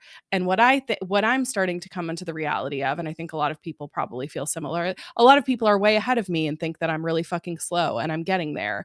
But I am in the camp now of I think the game is rigged against us. And I think this is a perfect example of how the game is rigged against us. And so we're fighting the good fight and we're doing everything we can. But again, I think we're having these conversations on two levels where, like, one level is like, yep, this is just basic electoral politics and we're taking things at face value. And the deeper level is like, the working people are trying to rise up and the establishment is pushing back. No, I mean I think that's a great way to see it. I mean, I see it right before my eyes every day. I think there are people that are just waking up, for lack of a better word, or lack of a better phrase. I know it's super cliche. And yeah, I want you guys, my message on this is the type of thing that is there's no reason why all of us shouldn't want to see this. And that's the bottom line. I mean, there is no strategic reason at the very least that you wouldn't want to see this if you were interested in winning ultimately. And I think ultimately, which is here's the scary part of this, right? I do believe that anti-Trump sentiment will result in a lot of wins. But I don't believe that anti-Trump sentiment is going to result in the types of wins that we are looking for, like the types of real wins that we need. Same with 2028. I don't think you're going to have enough Trump sentiment by then in the presidential because you saw, or anti-Trump sentiment, because you saw what anti-Trump sentiment is good for. It's good for losing 7 million votes, okay? And that's just the number I want to make sure people know this, right? Again, more numbers. We spent $1.5 billion on that election. Just our party. $1.5 billion. Wasted money gone. Not listening to anything. And the other number is 6.8 million voters. That's the amount of voters that we lost between 2020 and 2024. Now, why is that important? I want you guys, because that is not leftists, y'all. There's not 7 million leftists that voted for Biden that didn't vote for Kamala. If you look at the numbers, that is every major part of your coalition bled votes. Every major part of your demographic. And the biggest ones, half of those 7 million, about half of those 7 million, 2 million plus Latinos, 1.5 million African Americans. Now, why is that important? Those demographics are they're not leftist, historically, cohorts, right? That's your base. That's your base. Those are the people that show up every election. Every single election. You bank on that cohort. And there's so much stuff out there. There's so much chorus. There's so much stuff out there that points to their left, points to their right, points to this group, points to the Muslims, points to the Middle Easterners, points to the African Americans, points to the white leftists, the online leftists, points to this group, points to that group. They never point up. And for this, all of this is a nothing burger. If you release this, you build transparency, credibility with your base, which is ultimately what you're going to need. Doesn't matter who comes out and votes for you, because it seems like you're bleeding your base right now. The leftists have already made their decision. Like it's not, it's the rest of the Democratic Party that's watching you not budge, watching you continuously go after the disillusioned Republicans over your left. And that's why you keep bleeding those voters. Republicans, you don't provide a contrast. They have their own. They have their own representatives. Like, what are you doing that's any different than them? I mean, especially our representatives, right? So, I do think, and no, and Andy, totally. I don't mean to say leftists don't vote. That's another fucking piece of propaganda too that I'm glad that you brought up, which is another like leftists don't have their own candidates. Leftists don't show up. Dude, I might as well not show up for the amount of like shit that I get. I might as well be like, a non-voter. I like, doesn't matter who I vote for. I get pointed at as part of the problematic group. And I think again, that's a microcosm, not to center myself. It's a microcosm that like they will constantly point at the individuals, right? Like if I hear someone else after this, right, after this person got in lying about what he was going to run on, I don't want to hear anyone talk to me about voting for politicians or like replacing like the good apple fallacy. This is a good apple. This is a better apple. Apparently, that's what he told us. He said he was going to release this, and he didn't. The moment he had it in his hand, he didn't. Tell me, what is more problematic for the Democratic Party? What I'm saying or what he did? The long-term effect of this on your party is not being spoken about. And I hate to be the person, like, and for our community, like I can't imagine everyone loves hearing about this from someone like me, because I can be fucking annoying when I want to be. And I'm purposefully trying to be about this. Okay. I'm not often. I don't say canary in the coal mine often. The last time I said that, I said it about the chorus drama. That was the last time I said it. This is the next time I'm saying it. This is chat fact check. This is the canary in the coal mine. This is the thermometer. And we're just worried. I'm just worried. I'm not worried about what happened in 2024. I'm worried you're going to do the same thing in 2026. That's why I want it. I want to make that clear. I'm not looking to punish anyone over this. I'm looking to win. That's it. I'm just trying to win. It really is. I think that's the key of it for me, is just like, this is not about 2024. This isn't about Joe Biden, and it's not really about Kamala Harris. It's about like, where are the failure points? Because there are massive failure points.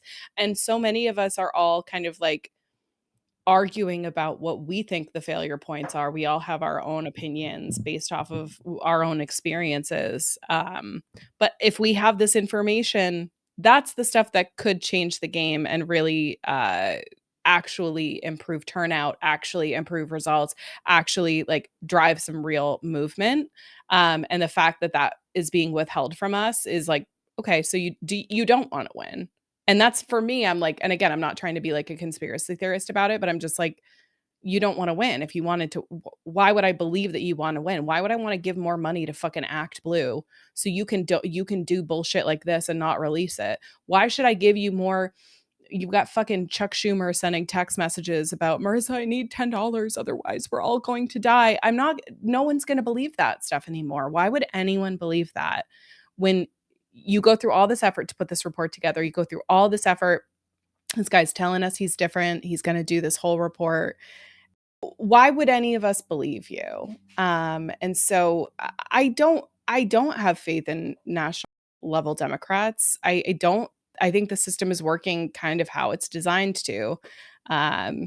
Yeah, go ahead. That's kind of all I got for it. Is it's just like, yeah, I agree with you. I think it's like I think it's fucked, and I think it shows that there is not a real appetite for winning at a federal level. I think that they like to have somebody to run against. They like to have the Republicans in power because it gives them something to rail against and to campaign on. And they didn't codify Roe because they wanted to be able to run on scaring us about reproductive rights. They didn't fix shit from Trump's first term. There were so the fucking Equal Rights Act or there's all these things that Joe Biden could have done and like leftists and people on the left were pushing him to do during his administration, especially in those last few months when we knew that we were going to another Trump administration. They didn't do shit to protect us. So I really like it doesn't surprise me, and I just have no fucking faith in these people, and that's why so much of our energy is going towards what can we change at a local level and how can we attack the microcosm of this issue, which we see in New Hampshire as evidenced by the Shaheen family and the way we have these family dynasties in New Hampshire. This is all part of the same system. And so let's at least fight the piece of it that we can fight and that is accessible to us where we can move the needle. So what do you got up here? That's it. I'm done. No, it's all good. I just yeah, and again, I'm making it part of my messaging that always the reason why I share this stuff is not to punish people, okay? Because knowledge is power. We're just trying to learn what happened here. It's a historic number of votes, right? It's like the things that you want to get better at, right? It's just there's no logical reason why you wouldn't want that information.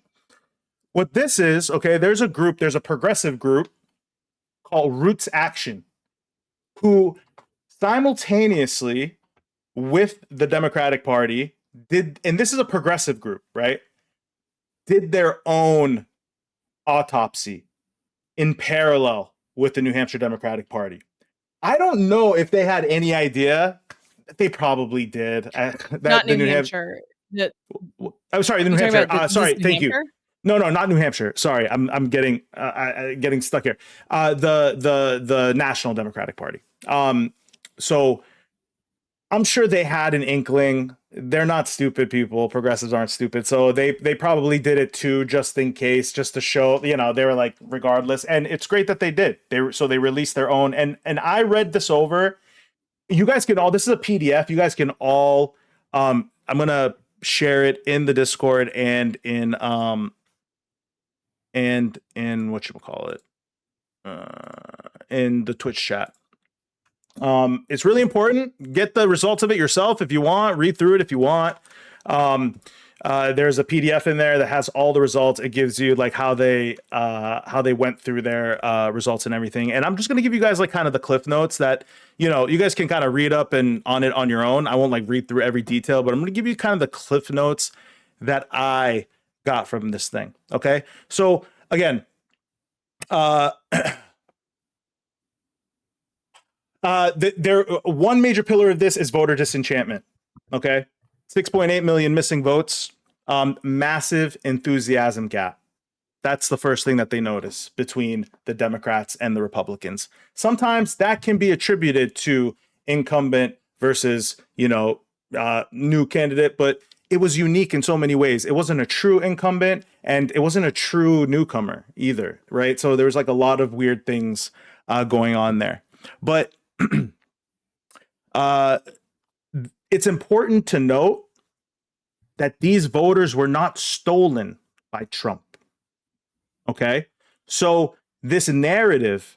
Okay, so why is this important? Because a narrative has been going around the Democratic Party that there was a protest vote for Trump. There was like a chunk of these people, like in the Middle East, in Minnesota and Michigan, the two big Middle Eastern cohorts, Muslim cohorts in the country, that they, for example, switched from Biden to Trump. That is not the case.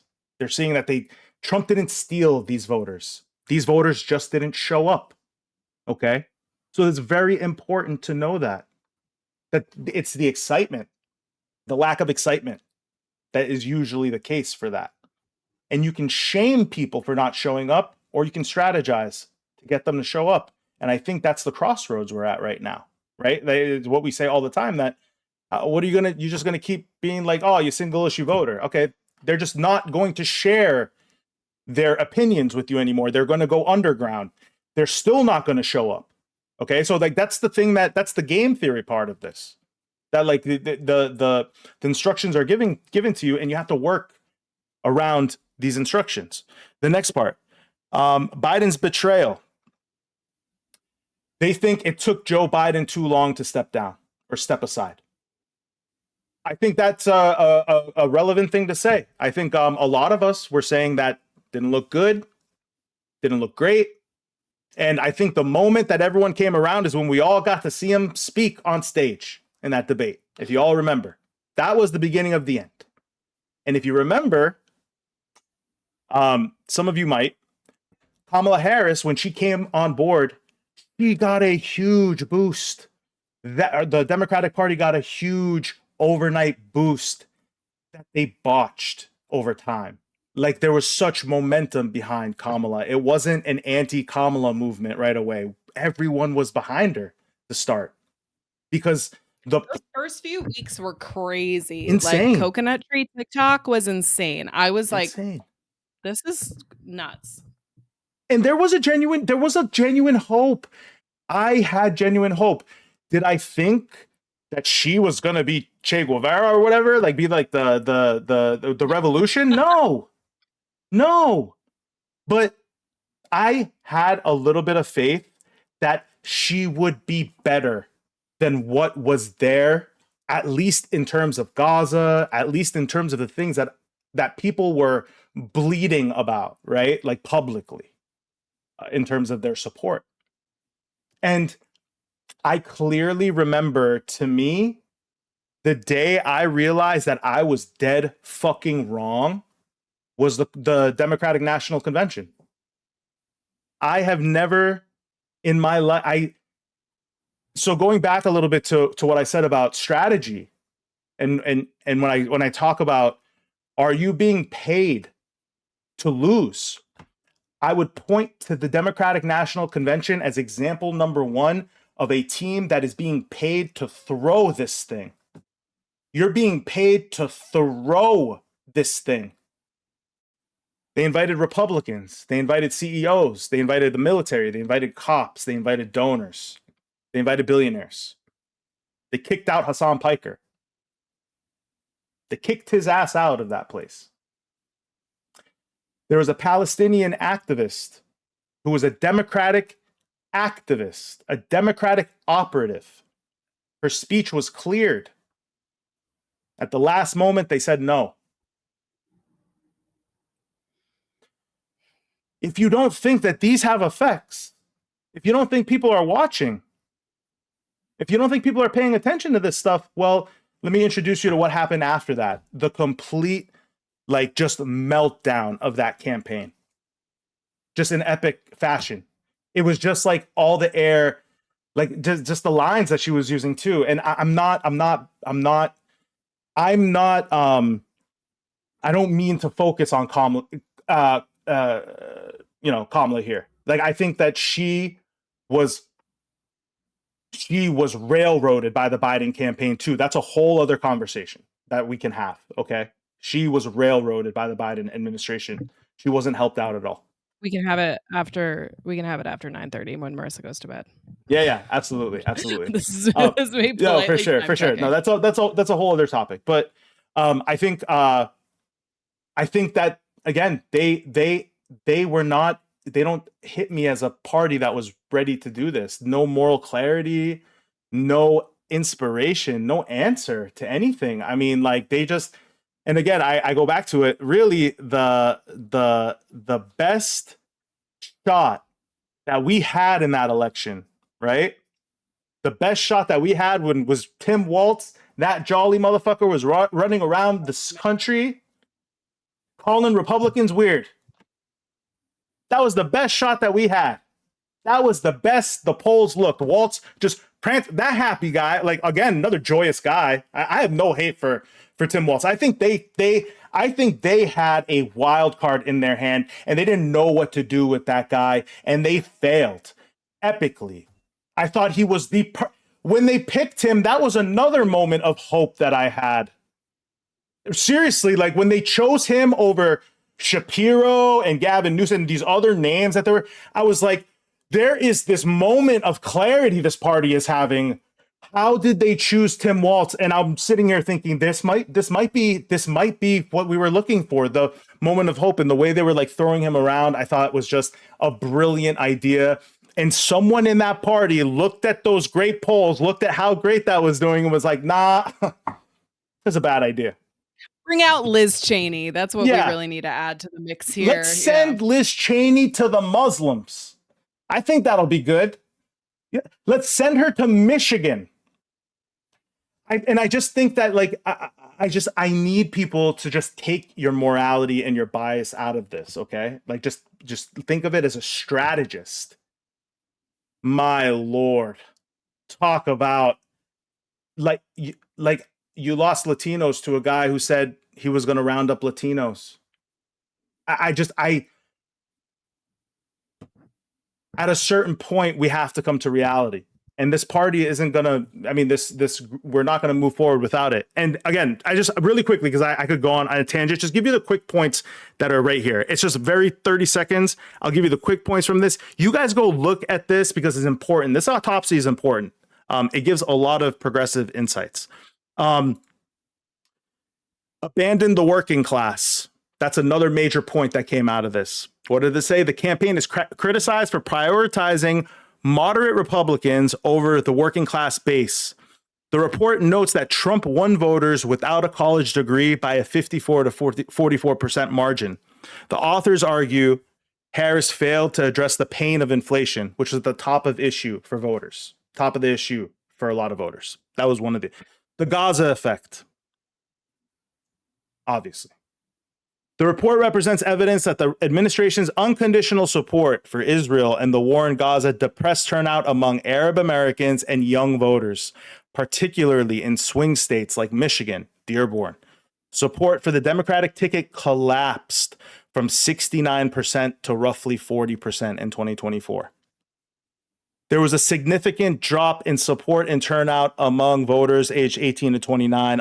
Harris underperformed Biden by 6 points in this demographic. That is a big number from, again, like a vice president to the president, right? That is a big number. A much younger candidate, I mean, she should have had those advantages. The miscalculations, okay? The number one miscalculation on this list: sending Liz Cheney to Michigan. This lists that as the single biggest miscalculation that this campaign had. And I don't think that's far off. I mean, I don't think that's far off because it hits multiple things, right? It hits where the focus of the establishment is, to disillusioned Republicans who Liz Cheney, mind you, in 2019 probably caused more strife for women's rights, women's like autonomy than any other human being on earth. I don't know if you guys remember, Liz Cheney talked about like fourth term abortions. She quoted that. She made that shit up, you know, like that was her. That's who you pounced out. Roe v. Wade fighters. You guys are fighting for Roe v. Wade. You pounced out her, like the fourth term murder abortions creator. So when it says this, it hits on that, and it hits on the Middle Eastern part, which is something I'm extremely sensitive of. And I know, it's important to me when, it is more important to court these warmongering, genocidal fucks than it is to listen to people who look like me about genocide. That's it. That's it. And I don't know how you're going to convince any other fucking marginalized community that has had it 100 times worse than I've had it. That you represent them, that you will not cheer on their deportation as a form of punishment like they did in Dearborn and they're doing to Somalians in Minnesota, that we don't notice that when you try to shame us with your identity politics to vote for your politician. So without going on too much here, I know we're towards the end of this being that do not let them distract you. Do not let them gaslight you from what you already know. You are on the right side here. Your positions, how you feel about these things, you are on the right side. Your position is growing and the future is bright here. Okay? Like, this is not unattainable. This is just the beginning of the beginning, you know? And I think has a lot of potential to do good. If we are willing to swallow our mistakes, we are willing to listen to what the people want. And that's it. It's not even convincing people to convince. It's not even convincing your like the politicians convincing like a subsect. This is the party now. This is the base. So they need to listen or perish. That's how this works now. You either listen or we find someone or build something that does. We are the majority now. And I need you guys to remember that you guys are the majority now here. So start behaving like it. Start making your demands. The numbers back you up. And I will fucking back you up till the end of time. So I hope, again, want to end everything with a little bit of hope here. Okay, it's a new improved Aria. No more, we had a dreary part of the beginning, but we feel good about this. I think after all the feelings that I had after reading these results and seeing this news, I'm still leave with hope. I'm still leaving this with hope. I feel good about what we're doing and where we're going. No, I appreciate you, and folks in the comments do as well. I think we all know this, right? Like everything that you just talked through, it's kind of the common sense that we've all been talking about for the better part of a year now. This is not surprising. And what is affirming is like, we don't have to compromise on genocide, which is a ridiculous fucking sentence to even say out of my mouth. We don't have to like compromise on these things. People don't want to make these compromises anymore. They want to vote for people who are going to prioritize the needs of the working people. And those are the policies that are going to win elections. And the tide has turned. Like, people are not accepting the same bullshit that they used to. We see through this stuff now. There's class consciousness now. People know that like all of these types of policies that we're seeing be popularized with all of these candidates across the country, we're taking away this illusion that we cannot have all of these things. We can have all of these things. All of these other developed countries have these things. It's not a crazy leftist idea to say that we all need Medicare for all, right? These are not crazy ideas. Like all of these things we're talking about are realistic and achievable, and it's what's going to motivate people to the polls. And so we can literally have us all. We can literally have it all. Like we absolutely can have it all. The money exists, the resources exist. We just have to stop accepting incremental change. We have to stop accepting pandering to the middle, pandering to the right, because we don't need to do that. Because ultimately, like again, even continuing to force us into this left and right binary, of like, well, let's get people from the right over here, or how do we appeal? Do we get them through Liz Cheney? Like, no, if you want to get people to vote for your policies, put forward policies that benefit the working class, and then you will get votes. It's the identity politics bullshit, and the even just the keeping us stuck in this left and right binary, this Republicans versus Democrats. We're evolving past that, and I don't think it's happening overnight.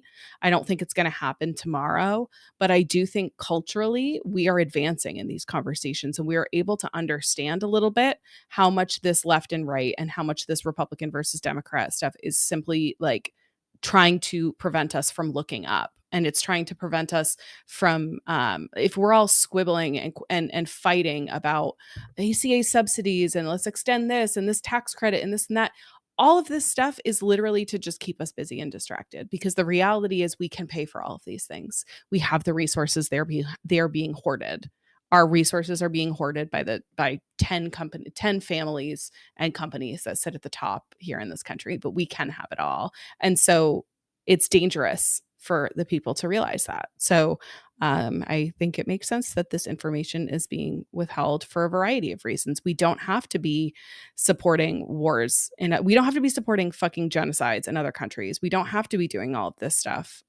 We've accepted it as normal, and we don't need to anymore. So what we're doing is popular, and what we're doing and what we're talking about is what people are enthusiastic about. And so that is what we will continue to focus on here at a state level, as well as talking about the policies that matter to people and impact people's lives, because there's real progress that can be made, and I feel good about that too. So thank you for being here and bringing your enthusiasm and your energy around these topics, because I think that it is so validating for people to process some of this stuff, along with you, right? And so by giving us all of your emotion in this stuff, it helps all of us kind of process through it too. I think a lot of people are coming to this kind of content to like process together and feel like we're kind of making sense of this new world together. And so I always love your vulnerability and appreciate your enthusiasm, because I think a lot of people feel very seen, by you and by the energy you bring. So appreciate it always. Feelings mutual, man. You guys give me the space to talk about the things that I feel like are just, we're all human, these things, all these stories affect us a little bit differently, uniquely. And there's one part I forgot to talk, and this is a perfect way for me to end it for the hope part, is that as progressives, I don't want you guys to think that your views and how you guys look at the world is isolated to blue states or the bluest states, okay? And here's the hopeful part that came out of this thing too. Multiple red states, progressive populist issues outperformed Kamala Harris. Okay? So things like minimum wage, things like abortion, constitutional abortion rights in some of these states, like I think Missouri, $15 minimum wage, put in $15. Yeah, Missouri, Alaska, $15 minimum wages. Voter sick leave, Alaska, Missouri, Nebraska. Rejecting school vouchers, Kentucky, Nebraska.